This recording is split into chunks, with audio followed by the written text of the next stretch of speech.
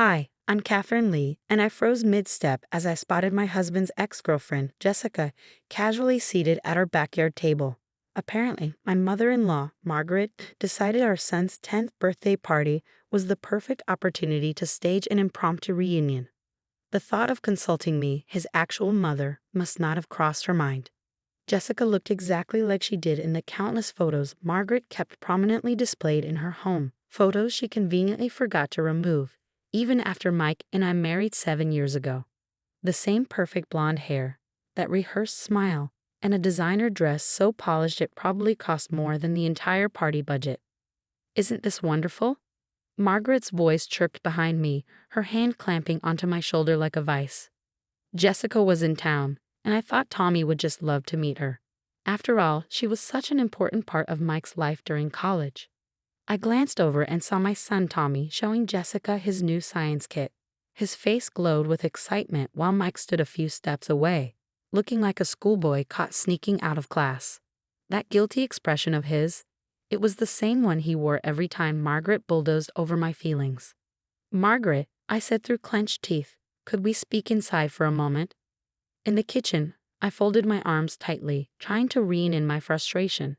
Why would you invite Mike's ex to our son's birthday party without discussing it with us first?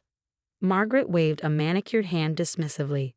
"Oh, Catherine, don't be so sensitive. Jessica's family has known Mike since childhood. Her father and my late husband were business partners. She's practically family. And I'm not?" The words slipped out before I could stop them. Margaret tilted her head, her pearls glinting under the light. While she sniffed, "Jessica just understands us, our traditions, our world. She grew up in it. You're different, dear." Different. The polite way to say I wasn't good enough. The woman from a modest background who, in Margaret's eyes, had derailed her son's perfect future. Through the window, I saw Jessica laugh at something Mike said, her hand brushing his arm with a casual familiarity. Meanwhile, Tommy eagerly showed her his birthday presents, and she nodded with exaggerated interest, playing the role of the doting almost stepmother. Besides, Margaret continued, Tommy should know about his father's past. Jessica was going to be his mother, after all, before you came along. The room spun slightly. "What do you mean, was going to be his mother?" Margaret's eyes widened in mock surprise. "Oh dear, didn't Mike tell you? He and Jessica were briefly engaged before you. They had it all planned, the house, the future, even their children's names. Why, Tommy was Jessica's choice. She's always adored that name.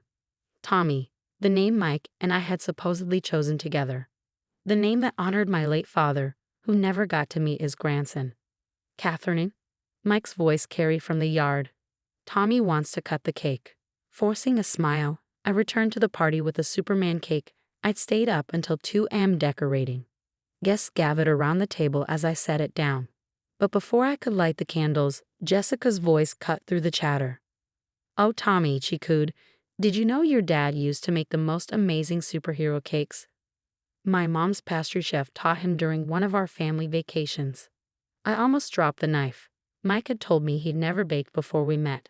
"Mom," Tommy tugged at my sleeve, his wide eyes full of hope. "Can Jessica come to my next birthday too? She promised to tell me more stories about when Dad was younger." Margaret beamed across the table, the picture of triumph. "What a splendid idea. Families should stick together, don't you think, Catherine?" I stood there, cake knife in hand, as cracks began to form in the carefully built world I thought was mine. This wasn't just about a surprise guest anymore. This was about my place in my own family's story, and apparently, I'd been cast in a much smaller role than I'd imagined. What I didn't realize at the time was that this birthday party was just the opening act in Margaret's plan to rewrite our family's future. The week after Tommy's birthday felt like sinking into quicksand. Each morning, I'd wait to find new photos on Margaret's Facebook page, carefully curated shots of Jessica with Tommy, Jessica with Mike, all captioned with gems like family memories, #birthday fun, #family first. Conveniently, I wasn't in any of them. But it was the text messages that really got under my skin. "Tommy had such a wonderful time with Jessica," Margaret wrote. "She's offered to help with his science fair project. Isn't that thoughtful? After all, with her PhD in chemistry, she's much more qualified than..." Well, I set my phone down at my desk during lunch break, my appetite gone. A knock at my classroom door startled me. Mrs. Lee. It was Sarah, the mother of Tommy's best friend. Her expression made my stomach drop. I wasn't sure if I should say anything, Sarah began, closing the door behind her. But yesterday at soccer practice, your mother-in-law was there, with another woman. They were talking to the other parents about Tommy's real family background. My throat tightened. What did they say? Sarah hesitated, glancing at the floor. Margaret was showing old photos, saying Jessica comes from this prestigious family and how she and Mike were meant to be together, until you came between them. I clenched the edge of my desk. Anything else? She sighed. She mentioned custody arrangements, something about how, since Jessica picked Tommy's name and has a deep history with Mike, she might have a case for visitation rights. Custody arrangements, the room tilted, and I gripped my desk harder. That evening, I confronted Mike in the kitchen. He was cooking, something he'd started doing ever since Jessica casually mentioned her culinary skills at the party. Did you know your mother's spreading rumors about custody rights? I asked, my voice strained. Mike froze mid-stir, the spoon clattering against the pan. She's what? Apparently, she and Jessica told parents at soccer practice about legal arrangements. Care to explain? He ran a hand through his hair, a dead giveaway of his nerves. Look, Mom's just having a hard time letting go. Jessica was around for a long time, and what about the engagement? I cut him off. Were you ever going to tell me about that? The silence was deafening. It wasn't serious, he mumbled at last. We were young. Not serious. You planned our son's name with her. That's not fair, he said quickly. Yes, Jessica liked the name Tommy, but I chose it with you because of your dad. It wasn't about her. Then why is she suddenly everywhere? Soccer practice, school events, Margaret's practically running a PR campaign for your ex-girlfriend. Mike set down the spatula, his face pale. Maybe we should invite them both over for dinner? Clear the air. I stared at him in disbelief. Dinner? Your mother invited your ex to our son's birthday without telling me, is spreading rumors about custody rights, and your solution is dinner. They're not rumors if there's some truth to them, came a voice from the doorway. We both turned to see Margaret standing there, house key in hand, the emergency key we'd given her for actual emergencies. What are you doing here? I demanded. Margaret strode in, placing a manila envelope on the counter. Jessica's family lawyer drew these up. Given her history with Mike and her connection to Tommy's name, he thinks she might have a case for visitation rights. Mike looked like he'd been hit by a truck. Mom, that's insane. Jessica has no legal rights to Tommy. Margaret's smile was razor sharp. Not yet.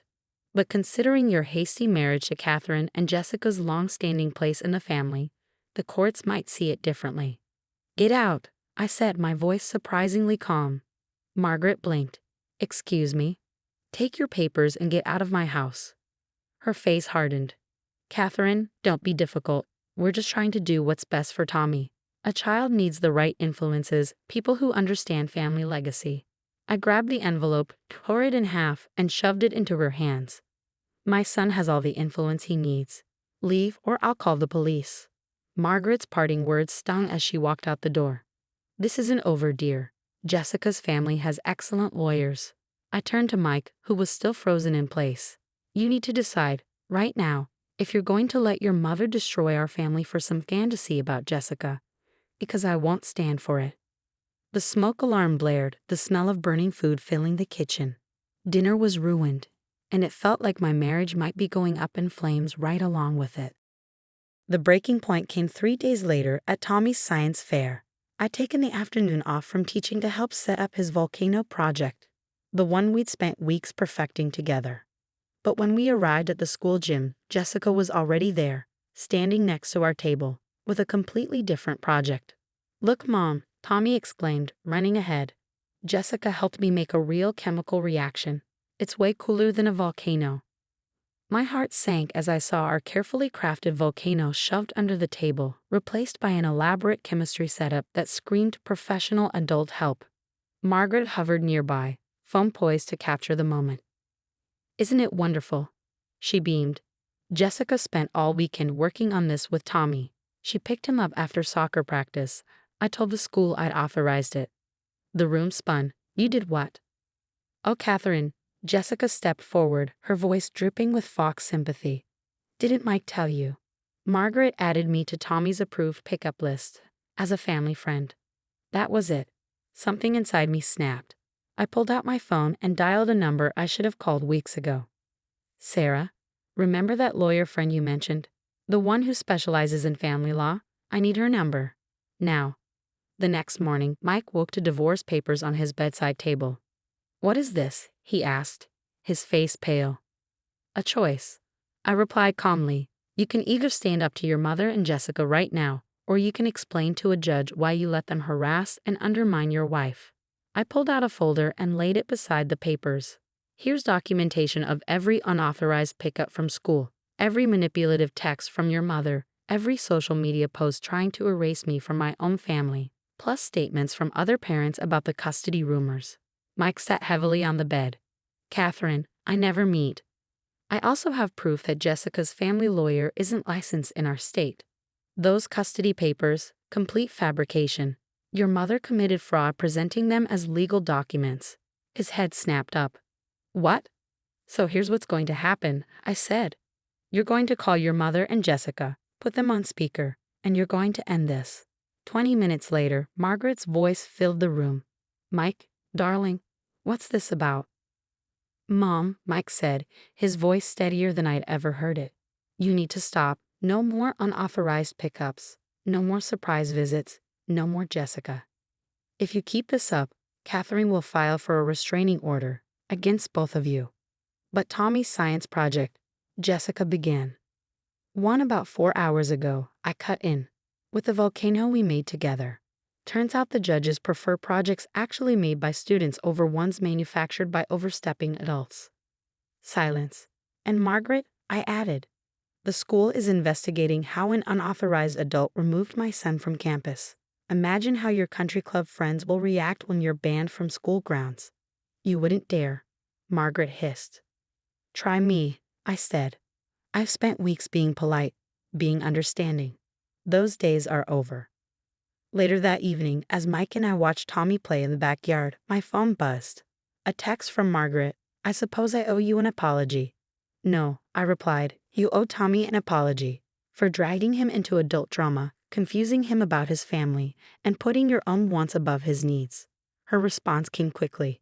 You're right. I'm sorry. It wasn't perfect, but it was a start. 2 weeks later, we celebrated Tommy's science fair win with a small family dinner.